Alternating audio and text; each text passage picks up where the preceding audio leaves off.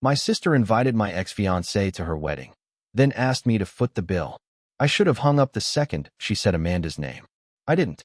I just stood there in my kitchen, one hand on the counter, the other holding the phone tight enough to leave grooves in my skin. My sister's voice buzzed through the speaker, chipper and casual like she hadn't just detonated a memory I'd spent 4 years trying to bury. "She's going to be a bridesmaid," Delaney said. "Isn't that wild?" Wild. That was one word for it. Another word was psychotic. "You're inviting Amanda," I said slowly, like maybe I'd heard it wrong. "Well, yeah. I mean, we stayed close. I always liked her, and she was such a big part of your life. It'd be weird not to include her." I stepped away from the counter, pacing. My pulse ticked behind my eyes. "Delaney," I said. "She left me. Vanished. Right before our wedding. It was 4 years ago. You can't still be holding on to that."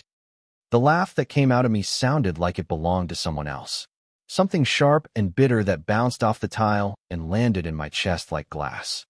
"You want me to be in the same room as her? Watch her stand next to you in a matching dress while you get everything I was supposed to have?" She hesitated. "Ethan, don't make this about you. This is my day, my wedding, and I want the people I love there." There it was. The dagger, dressed in silk. "Then pay for it yourself," I said. Silence. I could almost hear her blinking. "What? You called to ask for money, didn't you?" Another pause. Then she slid into that voice she uses when she's about to sell you something expensive. The same one she used when she wrecked my car senior year and swore she'd pay me back. "Mom and Dad aren't exactly flush right now, and Tyler's still in med school. You always said you'd help out with my wedding. You promised, Ethan. Before you turned it into a circus. It's not like that. We can be civil. You can be mature." Mature. That word again. As if maturity meant swallowing humiliation for dessert and picking up the tab. "I gotta go," I said. "Ethan." Click. I stared at the phone. My reflection looked back at me in the black screen. Tired eyes. Tight jaw. Not the man I used to be. Not the man Amanda knew. Not the man Delaney thinks she can manipulate. No. That man died the day Amanda walked out and left the ring in the kitchen sink. This version of me? He doesn't forgive. He doesn't forget. And he sure as hell doesn't pay for betrayal. I grabbed the bottle of scotch I hadn't touched in 6 months. Poured a glass. Let it sit there untouched. Amanda. I hadn't seen her since the week everything exploded. 1 minute we were finalizing centerpieces. The next, I was alone in a rented tux, fielding calls from guests who wanted to know why the wedding was canceled. She didn't even break up with me. She disappeared, left a note and vanished. Moved out while I was at work. And now Delaney wanted to bring her back like a party trick. I sat down slowly, hands pressed together like a prayer. But I wasn't praying. I was planning. If she wanted me to be part of this wedding, I would be. Not as the financier. Not as the heartbroken ex. As the reckoning. Because if Amanda wanted to reappear in my life, if Delaney wanted to stir the ashes, fine. Let's burn it all down properly. 2 weeks later, I walked into the engagement party like I was attending a funeral. Mine, maybe, but I made damn sure I looked alive. Charcoal suit. Crisp shirt. Watch that cost more than my sister's dress. Because if I was going to be dragged into this charade, I was going to own every frame of it. The party was in some rooftop event space downtown. Very Instagrammable. Exposed brick, string lights, signature cocktails with names like Love on Call, because Tyler's a med student, and apparently that's their entire personality now. I didn't RSVP. That was the first move. Let them wonder. Let her sweat. Delaney spotted me the second I stepped out of the elevator. Her jaw did this half drop like she couldn't decide if she was horrified or impressed. "Ethan," she said, voice tight. "You came." "Of course," I said smoothly, handing the hostess my coat. "Wouldn't miss it." I brought a gift. Walnut box. Wrapped in matte black paper, ribbon tied like a noose. It looked expensive. Felt heavy. It was empty. That was the second move. She blinked at the box. "That's really nice of you." "Just a token." Delaney laughed, too loud. People turned. I smiled like a shark in a glass tank. "You look good," she added quickly. "Been working out?" "Just carrying a lot of dead weight lately," I said. Then I saw her. Amanda. Standing near the bar, sipping something pink. Mid-laugh at a joke Tyler was clearly too boring to tell. She looked almost exactly the same. Like a ghost in high def. Her eyes caught mine. For a split second, the whole room stopped. She froze. I didn't. I walked toward her, each step slow and deliberate, until we were face to face. Amanda, I said. Calm. Cold. Ethan, she breathed. Wow. It's been. For years. She gave a tight smile. You look. Different? That'll happen when someone walks out without a word. A beat of silence. I didn't think you'd come. And yet here I am. Her gaze dropped to the box still in my hand. Is that for us? It is. That was thoughtful. That was strategic. She didn't know what to do with that, so she smiled like it didn't land. But it did. It always did. Before she could say more, Delaney swept over, clinking her glass. Okay, everyone, let's raise a glass to the happy couple. I took a drink someone handed me, didn't look at what was in it. Just kept my eyes locked on Amanda. Delaney gave a whole speech. About love, timing, fate. About how sometimes the right person comes when you least expect them. Amanda's hand slipped into hers at that part, and something in me twisted. After the toast, I drifted. Moved through the room like smoke. People said hi. Some avoided me. A few gave those fake sympathetic smiles that made me want to shatter glass. Then Tyler cornered me. Ethan, man, glad you came. He looked nervous. He should. Thanks, I said. I wanted to see who my money wasn't paying for. He blinked. Delaney said you were still thinking about. Yeah, I thought about it. He glanced down at his drink. I know it's weird. Amanda being here. She's always been good at inserting herself where she doesn't belong. I didn't know you two were that serious. I turned my head slowly. We were engaged. Tyler paled. Oh, right. I didn't realize it was that deep. That's okay. She didn't either. He muttered something about needing air and vanished toward the balcony. I stood there, letting the noise swell around me. This wasn't about pain. Not anymore. It was about power. Let them try to cut me out. Let them try to pretend. I wasn't the footnote in this story. I was the damn prologue. And they had no idea how many chapters one still had left to write. I didn't sleep that night. I went home, stripped off the suit, and sat on the edge of my bed for 3 full hours. Just sat there, shirt open, hands limp between my knees, staring at the floor like it owed me answers. Amanda was back. Delaney had made her choice. And I was supposed to what? Eat it. Toast to it. Pay for it. That part still made my jaw clench. I thought about that empty box I handed Amanda. She probably opened it already. Probably smiled when she realized it was a message. Nothing inside. Just like her. She never left a forwarding address. Never texted. Never even picked up the things she left in my apartment. I kept them for a while. Boxed up. Labeled with masking tape that said, "Don't open." Eventually, I burned them. All of it. Photos. Love letters. The journal we wrote in together when we were trying to plan our life like it was a Pinterest board. It went up in a backyard fire pit while I drank bourbon and didn't flinch. She didn't deserve to take up space in my closet. But here she was, taking up space again. And not just in my sister's wedding party, but in her home, her circle, her trust. How did that even happen?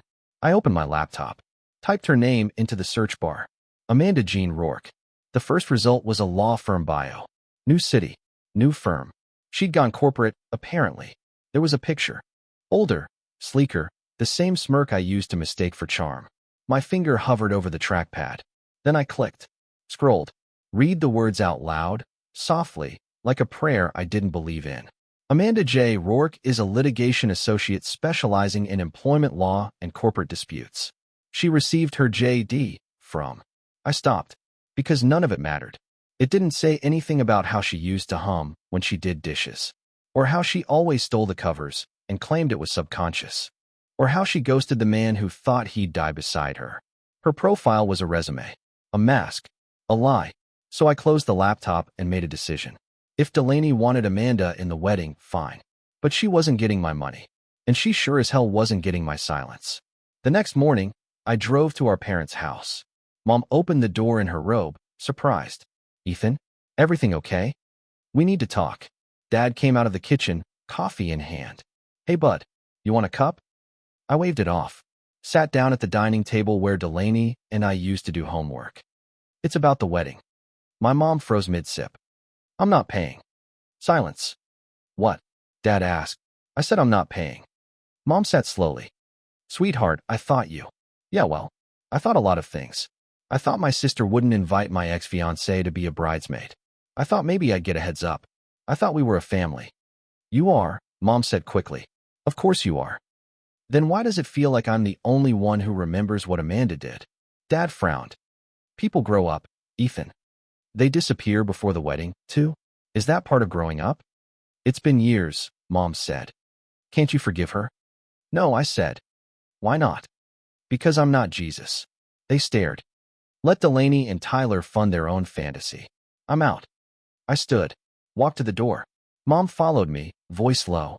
Don't burn bridges over this. They set the fire, I said. I just stopped trying to put it out. And then I left. Not angry, not crying, just free. They could have their wedding, but it wouldn't cost me another cent. And it damn sure wasn't going to cost me my dignity. Turns out, dignity doesn't stop phone calls, or text messages, or guilt-tripping group chats where my mother tries to play UN negotiator with a side of emotional blackmail. I ignored the first three, but on the fourth one, she got creative. Ethan, your sister is in tears. She's scared you won't come to the wedding at all. Please don't do this. No mention of Amanda. No apology. Just the classic maneuver. Rewrite the narrative, recenter the drama, pretend I was the one holding the match. So I texted back. Me. Tell her I'll be there. Just not funding it. Don't be cruel. Me. I'm being honest. You should try it. After that, silence. For 2 days. Then Delaney showed up at my apartment. No warning. No heads up. Just a knock on the door, and there she was, standing on the welcome mat like a broken apology. Hey, she said. This a drop-in or an ambush? She winced. Can I come in? I stepped aside. Barely. She walked in slow, arms folded. Not defensive. Not angry. Just tense. Like she knew she was walking into a storm and didn't bring an umbrella. I'm not here to argue, she said. Good. Because I'm out of patience. She sat on the edge of my couch. Looked around like she hadn't been here 100 times before. I didn't think it would blow up like this. You didn't think inviting Amanda would upset me? I didn't think she'd say yes. I invited her months ago, before you even said you'd help with the wedding. It was just, I don't know. I thought it would be symbolic. Closure. I laughed once. Short and sharp. Closure doesn't come in matching dresses and a monogrammed welcome bag. She looked down. I know she hurt you. No, you don't. I snapped. You saw it, but you didn't feel it. You watched it from the balcony while the house burned down and asked me later why I didn't try harder to stop the fire. She didn't argue. Just sat there. Took it. You got close with her at the end, I added. You knew something I didn't. Delaney went still. Bingo. What? I said. Say it. She shook her head. Delaney. She was going to leave anyway, she whispered. Even if I hadn't gotten close. Even if we hadn't talked that much. She was already looking for jobs in other cities. She told me. My blood turned to ice. You knew? I didn't think she'd do it like that. I thought she'd talk to you first. But I didn't want to get in the middle. You were the middle. Her eyes filled. I'm sorry. You let me think it was sudden. You let me grieve that relationship like it was a car crash. But it was a slow-motion betrayal. And you watched it happen. She didn't respond. Get out. Ethan, get out. She stood. Nodded. Tears slid down, but she didn't wipe them. She opened the door. Paused. I don't expect you to forgive me. But I hope one day you'll understand why I made the choices I did. I didn't answer. She left. And for the first time in years, the apartment felt like mine again. Silent. Sharp. Clean. 3 days passed before I heard from anyone again. I wasn't counting. But my phone was suspiciously quiet for 72 hours, 14 minutes, and 26 seconds. Then I got the email. Subject line, family wedding budget. It was from my father. He never emails. Last time he sent one, it was a forwarded chain about cholesterol. But there it was. 3 neat paragraphs. Civil, detached. The digital equivalent of someone fixing their tie before delivering a punch. Ethan, your mother and I understand your feelings and respect your decision not to contribute financially. We are disappointed, but not surprised. Please know this will not affect your place at the wedding. Delaney still hopes you'll walk her down the aisle alongside me, as discussed. If that's no longer something you feel comfortable with, let us know by the end of the week so we can make alternate arrangements. Love, Dad. Alternate arrangements. That was the phrase that did it. Not the passive-aggressive tone. Not the sterile formatting. Not even the guilt baked into every neutral-sounding word. Just that line. Clean. Efficient. Brutal. like I was a broken table being replaced. I sat at my desk, reread it twice. Then I closed the email, leaned back, and stared at the ceiling for a full minute. Walk her down the aisle? After everything? After Amanda? After the years I spent rebuilding from the crater she left? The thought of linking arms with my sister in some coordinated display of unity while Amanda watched from 10 feet away in a silk dress made my stomach turn. So I didn't reply. Instead, I called someone I hadn't talked to in a long time. Lena, my ex's best friend. Well, former best friend. She picked up on the second ring. Ethan, hey, you got a minute? Wow, that's unexpected. Are you okay? Depends how you define okay. Okay, now you sound like you. There was a long pause. Then, it's about Amanda, isn't it? I didn't answer. I didn't need to. She exhaled like she'd been waiting for this. I'm surprised it took you this long to reach out. You knew she was going to be in the wedding? Of course I did. Delaney told me. And you didn't think to. What? Warn you? We haven't talked in 4 years, Ethan. You ghosted me too, remember? That shut me up. Look, Lena said more softly. I get why you did. I sided with Amanda back then. I believed her when she said she left to protect you. That she wasn't ready. That it wasn't fair to keep stringing you along. You still believe that? Lena was quiet. Then no. Not after what I found out last year. My heart stalled. What do you mean? She hesitated. Lena, Amanda didn't leave for a job. She left because she was pregnant. And she didn't know if it was yours. The room tilted. What? She miscarried. A few weeks after. She never told you because she didn't know how to explain it. And she thought it would destroy you. My breath caught somewhere between inhale and scream. You're telling me she was pregnant while we were planning our wedding, and she didn't even tell me? She panicked. She thought it might have been from. From who, Lena? Silence. You knew. I said, voice low. You knew. I found out after. I swear. And by then you were gone. She'd already left. And Delaney. Delaney knew too? Another silence. Jesus Christ. I hung up. The floor was steady. My hands were not. There are betrayals that hit like blades. This one hit like gravity. And I had been falling for 4 years without ever knowing it. Now, I was done falling. It was time to hit the ground. The next morning, I wrote a letter. Not an email. Not a text. A real letter. Pen. Paper. Ink smudges on my fingers. Just like the ones Amanda used to write me back in college. Except this time, I wasn't asking for her heart. I was returning mine. I addressed it to Delaney. Folded it neatly. Drove it to our parents' house and dropped it in the mailbox myself. No confrontation. No theatrics. Just a quiet declaration. I'm done. The letter was short. 5 paragraphs. Every word sharp enough to leave a mark. I told her I knew. About Amanda. About the pregnancy. About the silence. I told her I wasn't angry anymore. I was disappointed. Disappointed that the girl I once protected from monsters under the bed had grown up to lie beside them. That she'd watched me bleed and chose to hand the knife back to the person who cut me. I told her I wouldn't be at the wedding. Not because I was bitter, but because I'd rather spend that day doing anything else than standing next to a liar in a white dress, while another woman smiled through a history neither of them deserved to rewrite. Then I told her something I never said out loud before. That I loved her, but I didn't like her anymore. And that distinction mattered now. After that, I booked a flight. Anywhere wasn't good enough. So I chose Italy. Florence, specifically. A city I'd always wanted to see, but never had time for. There was a deal online. 2 weeks, small villa, unlimited espresso. It sounded like the kind of place people go to disappear and come back different. Perfect. I didn't tell anyone. Just packed a bag, left a note with my doorman, and went. No itinerary. No Wi-Fi. Just space. Breath. Solitude. And for a while, it worked. The first morning, I walked for 6 hours.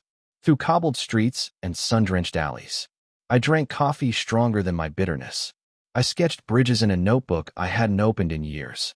I let the ache sit beside me at dinner like a familiar ghost, but I didn't let it eat from my plate. By day 5, I wasn't dreaming about her anymore. By day 7, I stopped checking my phone.